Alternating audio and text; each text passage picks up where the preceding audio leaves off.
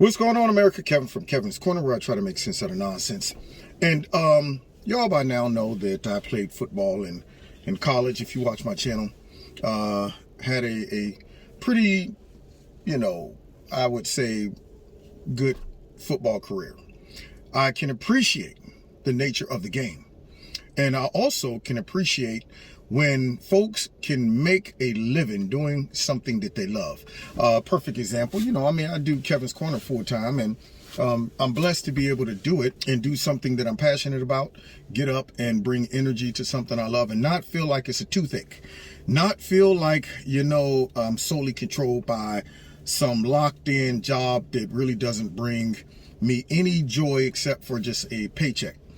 And so for someone to be able to play a game that almost every kid that ever played the game and make money, a living doing that, to blow it, that person got to have some very, very serious issues. Which brings me to who? Antonio Brown. Now, guys, being a football fan, a former football player, I'm thinking to myself, what are you doing, Antonio? It got to be something going on up top, which really, as I look at it, this man has had more opportunities and second chances than most people get in life. I can't imagine too many jobs that you can do what he did when he left the Steelers, when he got picked up by the LA, the Oakland Raiders, when all of these things, all the issues off the field with the ladies and all of that mess, and to be given another opportunity to play and win a Super Bowl and then come right back and do something like he did a couple of days ago, which is, for some reason, he got mad on the field and decided that I'm going to take off my helmet, my shoulder pads, and my jersey and walk off. It's so ridiculous that it's hard to even fathom. How many chances does one need to self-sabotage? This dude's his mission to destroy his own career, which is sad because something's going on with that guy mentally.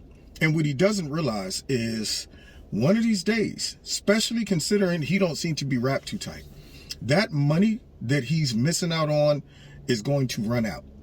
It's going to dry up.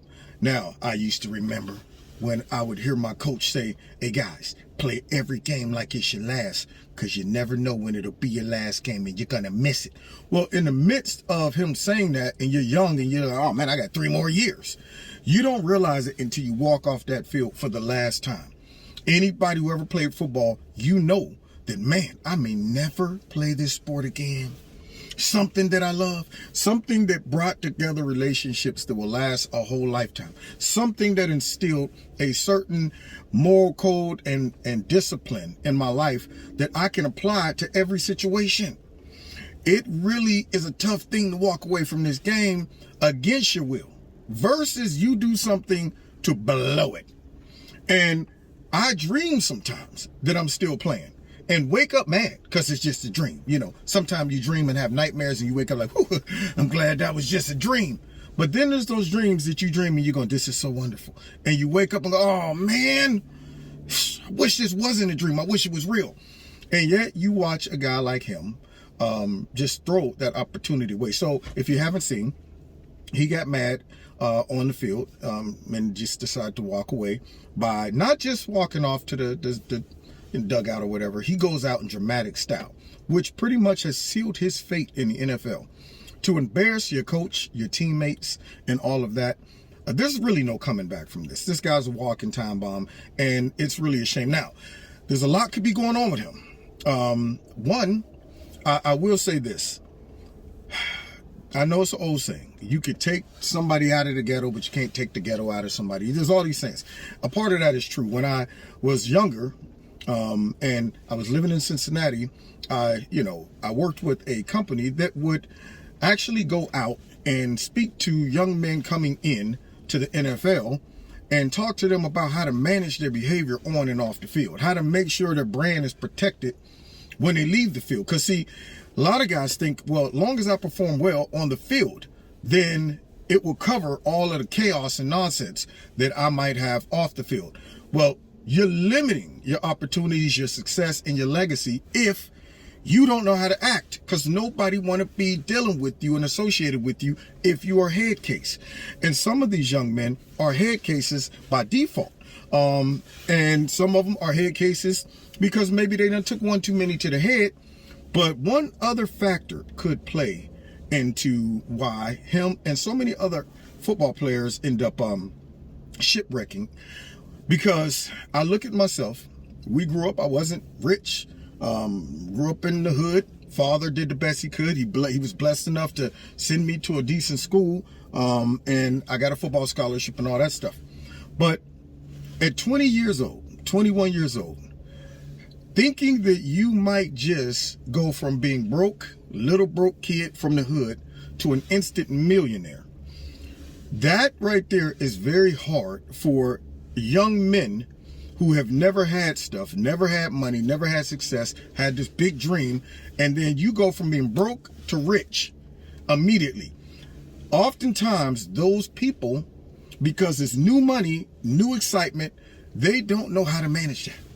They don't know how to be humble. They don't know how to make sure that they protect their long-term investment through behavior that is becoming of someone that's in the limelight.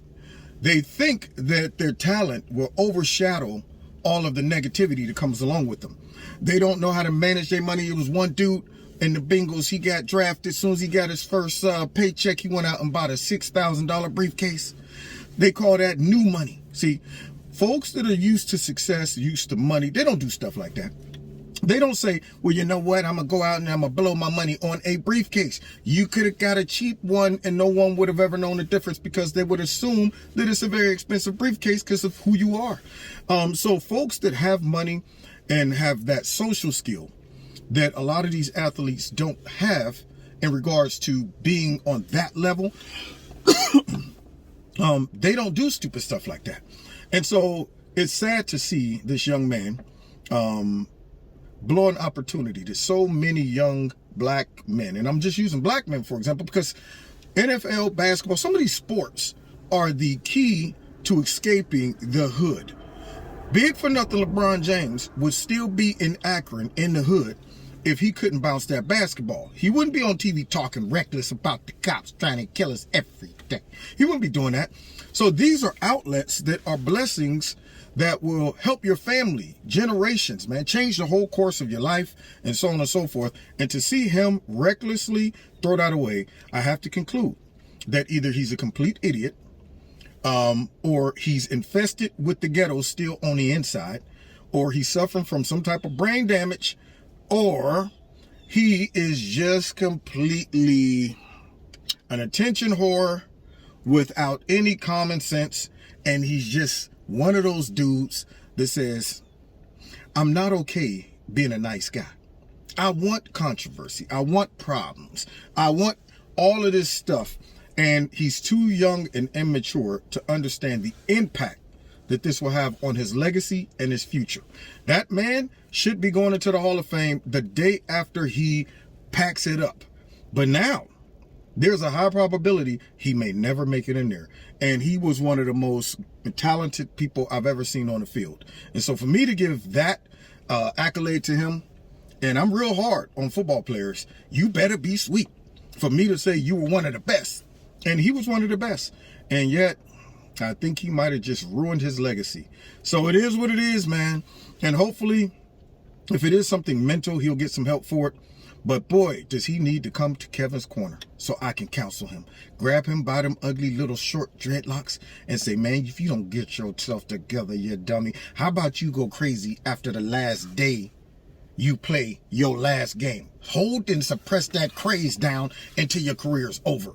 Right about now, you crazy right in the middle, man. You can't be one of those dudes that date a girl, and before you close the deal, you start showing them that you crazy. You can't be one of them chicks that do the same thing. Here you are, about to land the deal, and you start freaking out. Who was that on the phone? Well, it was my mother. Really? Let me see. Let me see the caller. Right off grip. You showing the craze too early, girl. You better suppress that mess. Wait until you close the deal first. Somebody need to tell him. Suppress that craze until afterwards, man. So God bless y'all. And there's so many other athletes out there like that, and it kills me because a lot of them come from places that I can relate to, and I understand sometimes you could bring that mentality from where you were right into a professional career. In other words, your newfound talent outgrows your past. Some guys just cannot overcome their environment, and he appears to be one of those people. So anyway, I hope the best for him. I mean, you know, it is what it is, but I said, when I saw it, I said, oh God, not again. Plus, he was a former Steeler. He should have stayed his butt right there. Now, thanks for checking out my videos. Don't forget to hit that like button, share my videos, and follow me on Facebook, Twitter, Instagram, all that stuff. Don't forget to check out Extreme Tees. The link is below this video. If you like their products, click on the link, put Kevin in the promo code, you'll get a 20% discount. What else? Oh, follow me on Rumble as well.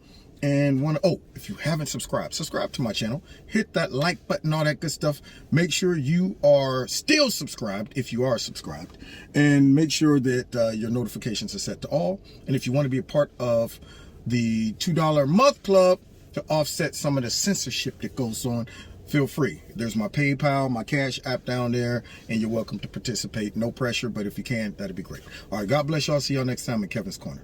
And you know, real quick, if I could switch places with him right now, ooh, I sure would, because I should have been. If you give me that talent, it'll be all on and popping.